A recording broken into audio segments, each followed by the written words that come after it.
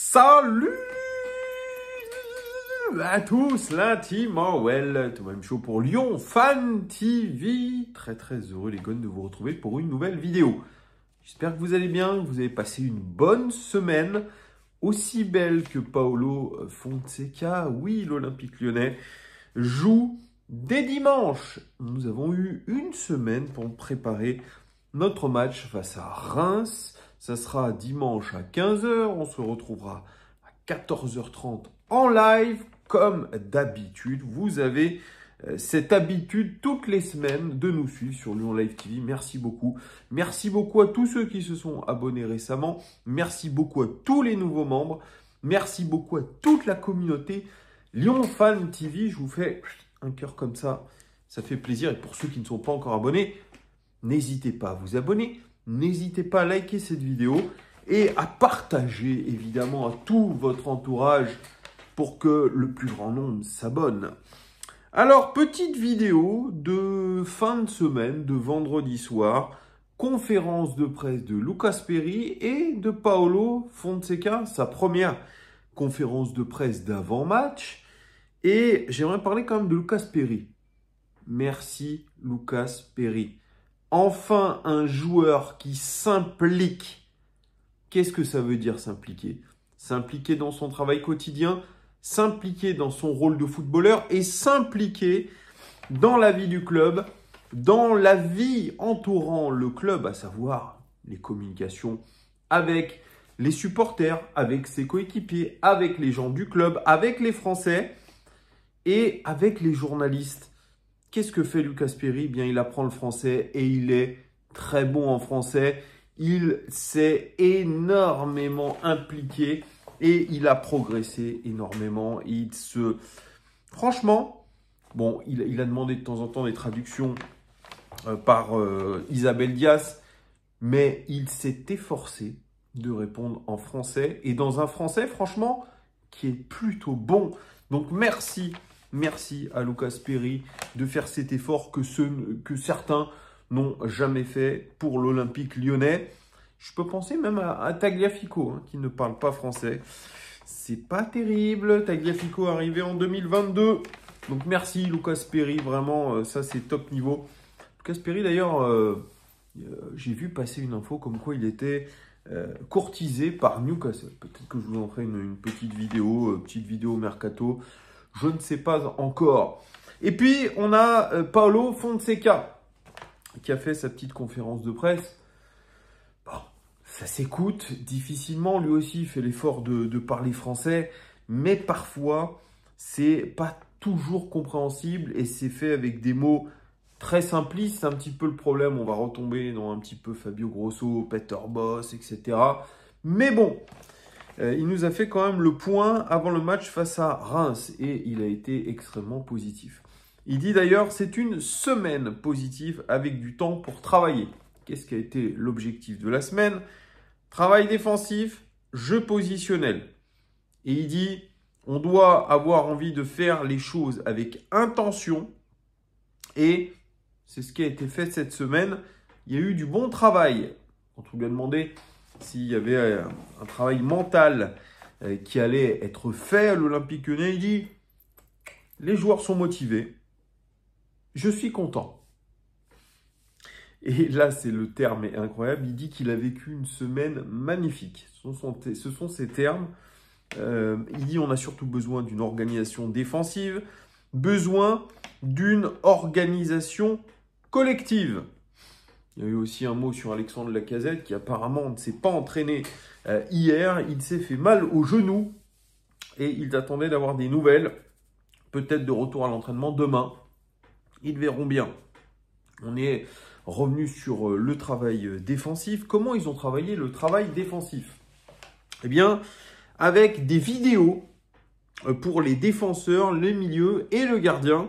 Ils disent c'est un travail sur les transitions défensives surtout, et surtout défendre la surface et sur des exercices de pressing. Voilà, c'est en tout cas ce qu'ils ont travaillé aujourd'hui, ou en tout cas dans la semaine, sur tout ce qui est défensif. Parce qu'on le sait, à l'Olympique Lyonnais, le chantier niveau défensif, c'est quand même absolument démentiel. Il dit, c'est très positif par rapport à ce qu'il a vu à l'entraînement. Il dit, les 2 prochains matchs sont importants, Reims et Montpellier. Et il dit, on doit les gagner. Qu'est-ce qui est le plus dur finalement? Eh bien, c'est de faire comprendre aux joueurs l'organisation. Et oui, il le sait, il arrive en courte saison, il arrive dans un contexte où les joueurs n'ont pas confiance, où les joueurs doivent repartir de l'avant, doivent regagner. Et forcément, il doit expliquer ce qu'il attend des joueurs. Il dit, on verra contre Reims des progrès. On attend, donc semaine magnifique, chose positive. On verra des progrès. Eh bien, en tout cas, il se met énormément la pression. Paulo Fonseca, il met la pression aussi sur son groupe. Alors, c'est vrai qu'on a très peu eu la possession contre l'Olympique de Marseille. Il dit, bon, calmos, c'était le premier match. Il dit, on a bossé que l'organisation défensive sur le match face à Marseille. Donc, évidemment, vous avez bien vu comment ça a marché. On a pris 3 buts dans la mirette. On lui a parlé aussi de la situation financière du club. Il a dit, bon, bah, j'ai confiance en mes dirigeants. Voilà. Lui, il est concentré sur ce qui se passe à l'entraînement, sur ses joueurs, mais absolument pas sur le côté financier. Alors, il y a eu une question, alors les gars, ça c'est incroyable, sur la possibilité de voir au milieu de terrain, comme il y a pas mal de joueurs qui sont partis, de revoir Paul Akuoku. Paul, je sais que tu regardes cette chaîne, je te passe un petit coucou et j'espère pour toi que tu auras ta chance. D'ailleurs, on en avait parlé ensemble et il m'avait dit ouais, j'espère que j'aurai des touches, j'espère que je vais partir. Et au final, il n'y a eu aucune rumeur le concernant et il est toujours à l'Olympique Lyonnais. Donc peut-être qu'il reviendra dans l'équipe de l'Olympique Lyonnais, même si je n'y crois que très peu. Il va garder, je pense, ce rôle de sparring partner. Alors, on a parlé aussi de Reims, qui est selon Paulo Fonseca une bonne équipe. Et qu'est-ce qu'il veut voir? Parce qu'il attend de ses joueurs. Il met énormément la pression sur ses joueurs. Hein. Ça, il le fait indirectement, mais il met cette pression. Il dit il veut voir le travail de la semaine dans le match de Reims. Quand on parle aussi de Tolisso en numéro 10, il dit c'est pas une histoire de mettre en numéro 10, etc. C'était une histoire de le mettre dans la première ligne de pressing. Et il dit il peut jouer de partout, Coco Tolisso. Mais on pourrait voir finalement la même équipe que face à Marseille avec très très peu de changements. C'est ce qu'il a dit en conférence de presse. On a vu des jeunes joueurs venir, ce qui n'était pas le cas avec Pierre Sage. Romain Perret, Dorival sont venus faire le nombre ou montrer un petit peu leur qualité.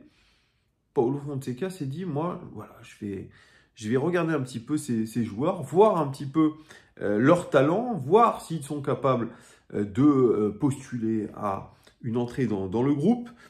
Voilà, c'est en tout cas des sondages de la part de Paulo Fonseca, une conférence de presse, je dirais, d'une qualité toute relative. Voilà, bon, il n'en a pas appris grand-chose.